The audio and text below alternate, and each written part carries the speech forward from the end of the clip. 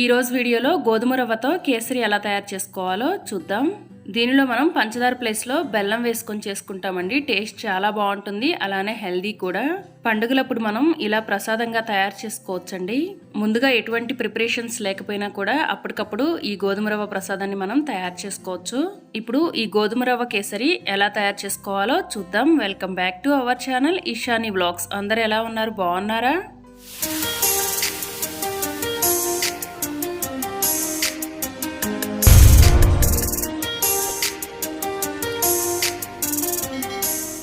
దీనికోసం ముందుగా stove on చేసి పాన్ పెట్టుకొని 2 టేబుల్ స్పూన్లు నెయ్యి వేసుకోవాలి. నెయ్యి వేడైన తర్వాత డ్రై ఫ్రూట్స్ వేసుకొని ఫ్రై చేసుకోవాలి. నేను ఇక్కడ జీడిపప్పు అలానే బాదం పప్పు కిస్మిస్ తీసుకున్నానండి. మీకు నచ్చిన డ్రై ఫ్రూట్స్ వేసుకోవచ్చు. డ్రై ఫ్రూట్స్ ఇలా దోరగా ఫ్రై చేసుకొని ఇప్పుడు వీటిని తీసి ఒక బౌల్లో వేసుకోవాలి. తర్వాత ఇదే నెయ్యిలో 1 గ్లాస్ గోధుమ రవ్వ తీసుకోవాలి. నేను ఇక్కడ ఎర్ర గోధుమ రవ్వ తీసుకున్నానండి. మనం ఉప్మా ప్రిపేర్ చేసుకుంటాం కదా, అదే రవ్వ అనమాట. ఈ రవ్వని నెయ్యిలో బాగా ఫ్రై చేసుకోవాలి. రవ్వ బాగా ఫ్రై అయిన తర్వాత ఇలా వైట్గా అవుతుంది. ఇప్పుడు దీనిలో వాటర్ యాడ్ చేసుకోవాలి. 1 గ్లాస్ గోధుమ రవ్వకి 3.5 గ్లాసులు వాటర్ యాడ్ చేసుకోవాలి.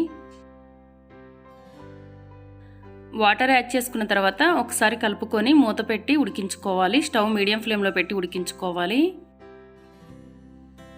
మధ్యలో మూత తీసి కలుపుతూ ఉడికించుకోవాలి.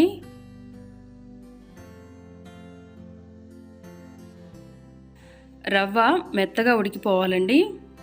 చూడండి, ఇక్కడ మనం పోసిన వాటర్ అన్నీ కూడా ఇంకిపోయి చక్కగా రవ్వ అంతా కూడా బాగా ఉడికిపోయింది. ఇప్పుడు ఈ రవ్వలో బెల్లం యాడ్ చేసుకోవాలి. బెల్లం తురుముకొని వేసుకోవచ్చండి, లేకపోతే ఇలా చిన్న చిన్న ముక్కల్లా చేసుకొని కూడా వేసుకోవచ్చు. 1 గ్లాస్ రవ్వకి 1.25 గ్లాస్ బెల్లం తీసుకుంటే సరిపోతుంది. ఈ బెల్లం మొత్తం కూడా బాగా కరిగి కొంచెం పాకం వచ్చే వరకు ఉడికించుకోవాలి. ఇలా బెల్లం మొత్తం కూడా కరిగిన తర్వాత ఇప్పుడు మూత పెట్టి ఉడికించుకోవాలి. మధ్యలో మూత తీసి కలుపుతూ ఉడికించుకోవాలి.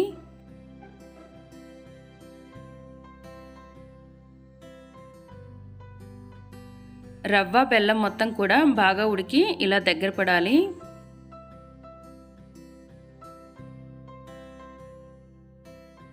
ఇలా ఒకసారి అంతా కూడా బాగా కలుపుకొని ముందుగా ఫ్రై చేసి పెట్టుకున్న డ్రై ఫ్రూట్స్ వేసుకోవాలి.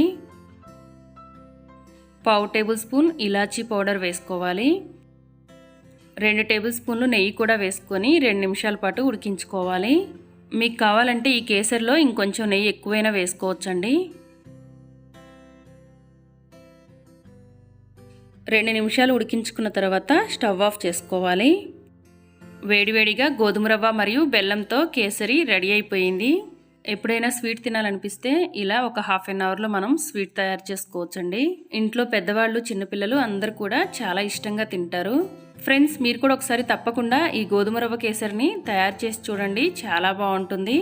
అలానే మీకు ఈ వీడియో నచ్చినట్లయితే ప్లీజ్ ఛానల్ని సబ్స్క్రైబ్ చేసుకోండి. అలానే వీడియోని లైక్ చేసి షేర్ చేయండి. Thanks for watching.